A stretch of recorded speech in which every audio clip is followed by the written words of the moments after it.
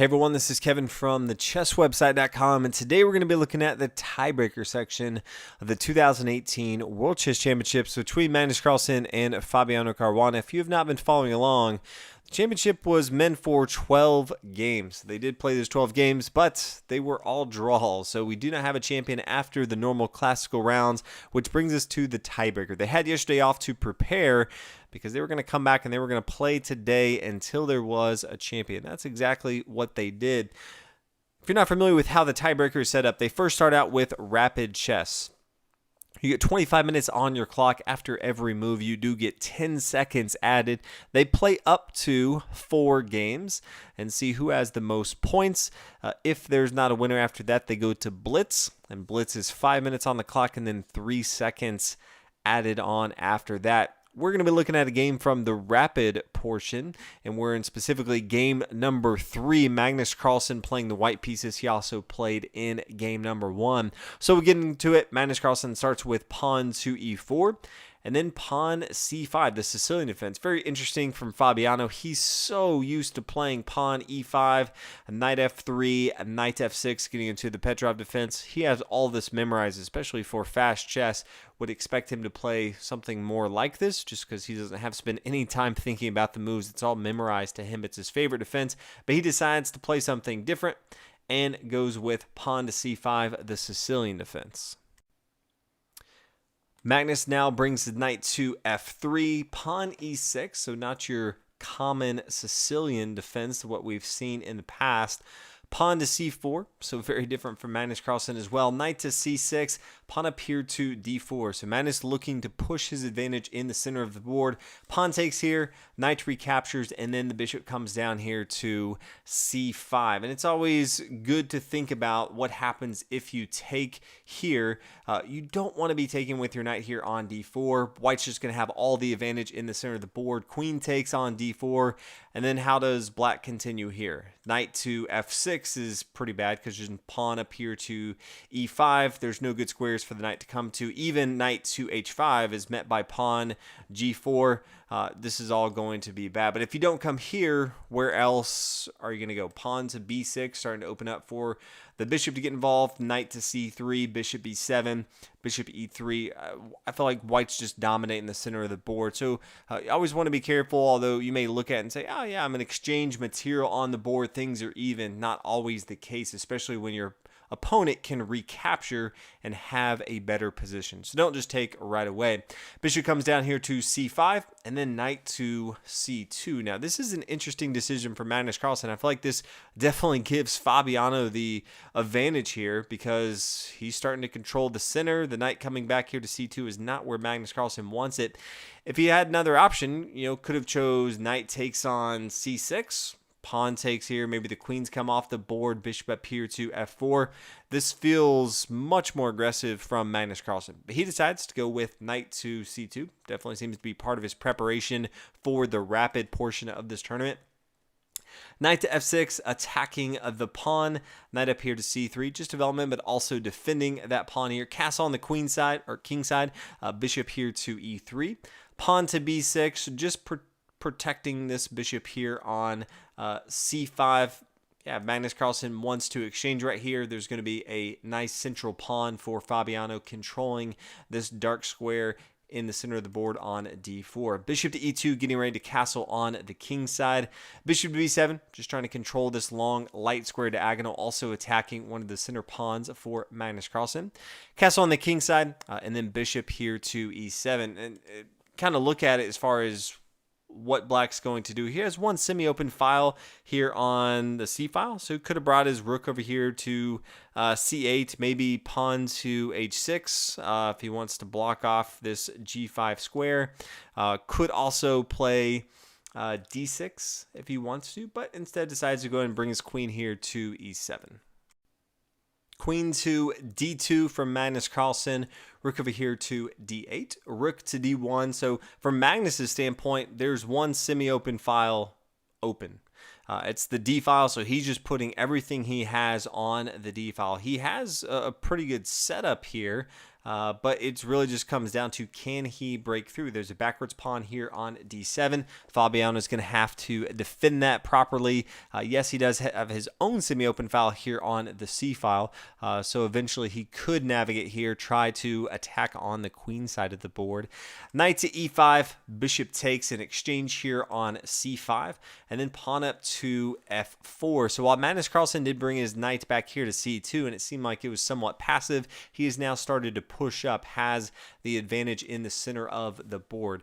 Knight comes back here to g6, queen to e3, pawn to d6, and then we see rook to d2. And Magnus Carlsen had a couple options. He could maneuver his knight over here to the king side, or even something like knight to e1, knight to d3 is an option, but instead decides to play rook to d2, so he can swing his other rook over here to d1 and have, you know, all of his material attacking on this d file. Also, may not want to right away. He could eventually bring his knight to f3 once it comes down here to e1. Does not want to block off all of the mobility of the queen here on e3. Pawn to a6 feels like a waiting move from Fabiano.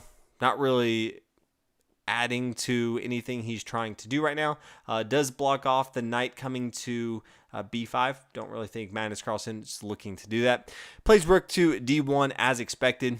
Queen to c7, pawn to b3, just solidifying the pawn chain. Really like Magnus Carlsen's position so far. Pawn to h6, slowly building up a defense, while Magnus Carlsen slowly building up an offense.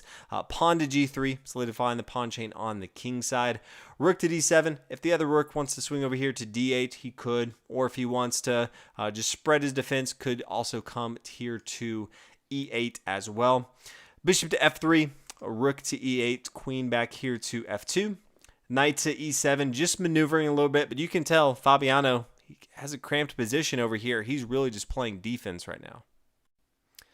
Magnus starts the push. He plays pawn to h3, not as worried about protecting his king right here. He sees his opponent back here, not really being aggressive, so he says, yeah, I'm going to go ahead and start pushing.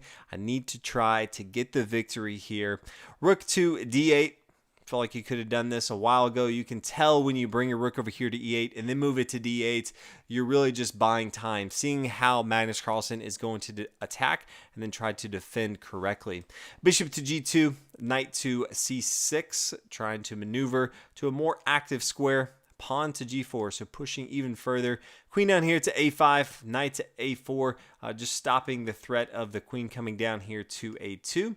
Queen comes back to c7 and then pawn to e5. So both sides equal in material, but you could just tell that as way things are building up, Magnus Carlsen's going for a big exchange, and it starts with pawn to e5. Now, after the pawn takes, knight comes up here to c5, captures, rook takes, you see all this material start coming off the board, and then bishop comes back here to a8, and had different options. Could have taken the pawn here on f4 if he wanted to. Maybe then the knight takes on b7.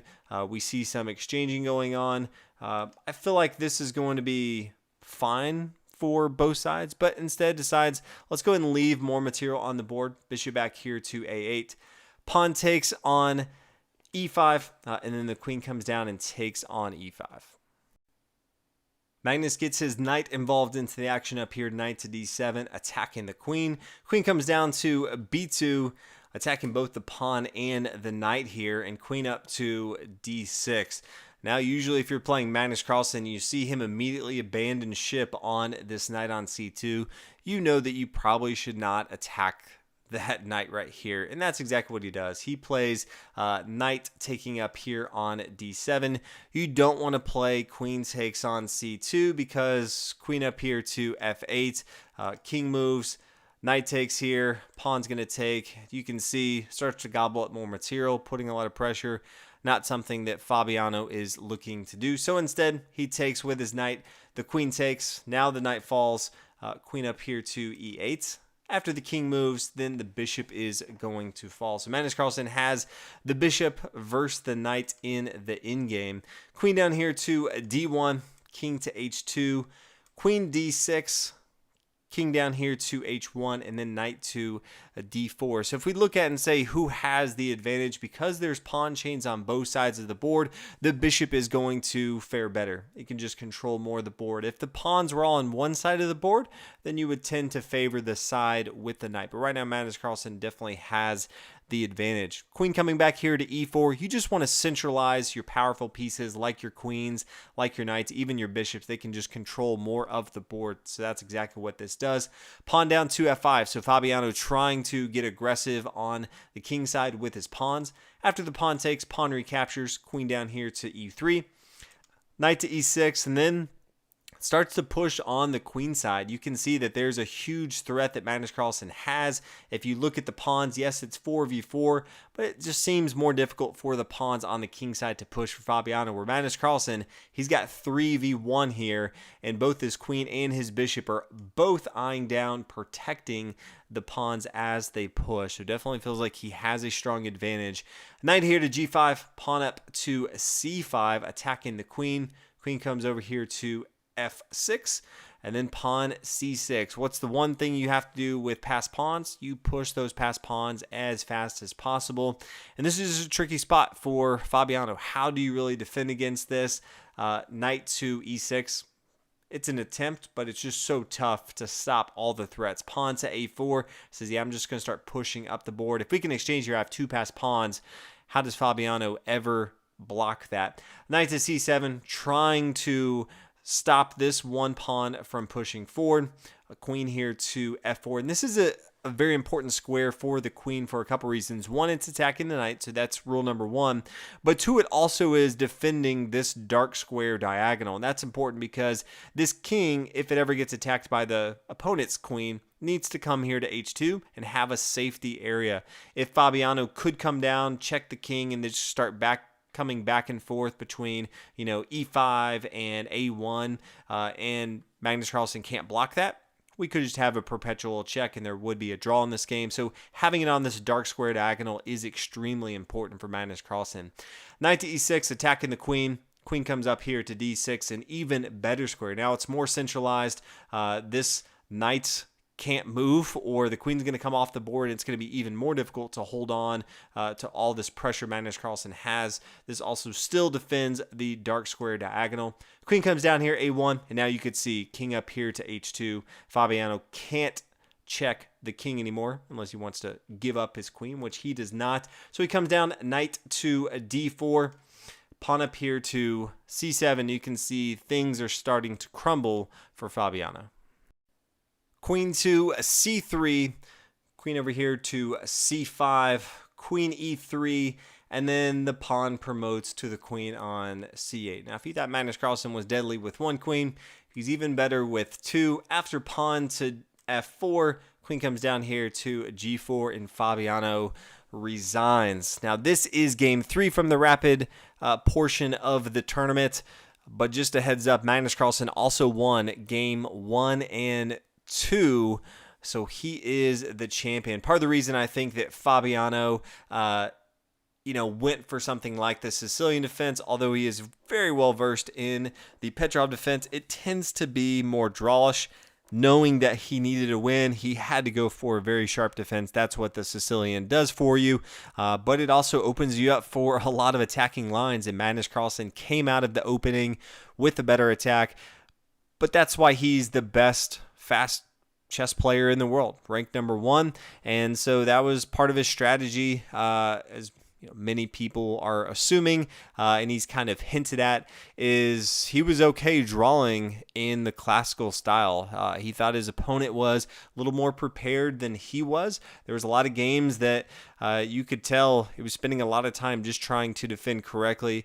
But at the end of the day, he knew that he had the advantage when it came to rapid or potentially blitz. And he won the first 3 games, didn't even have to play game number 4. So this was the final game in the 2018 World Chess Championship. Magnus Carlsen is again the champion. He will be the champion at least for 2 more years. 2020 is the next championship. So congratulations to him. Fabiano was cheering for him, thought he would have been a great champion. especially to have an American win it since Bobby Fischer would have been huge. But Magnus Carlsen, the guy's just too good, does not lose at this stage. And this tournament's almost set up for his style to grind down opponents. So difficult to actually beat him. And then if you do get to the blitz portion, I mean, good luck. That the guy is just so good. So congratulations to him. Thank you guys so much for following along with all of the tournament's coverage. 13 days that we've been going over this. Finally have a champion. Finally get to see a win. And not even huge mistakes, which is always nice. Sometimes there's a huge blunder. It's kind of even the entire time. Someone makes a blunder and then someone wins. But this was just Magnus Carlsen slowly and steady building up a better attack. And at the end of it, got the best of him. Fabiano made small, incremental, mistakes. Magnus Carlsen took advantage and got the victory. So congratulations again to him. And I will see you guys in a later video. Thanks again for watching. Bye.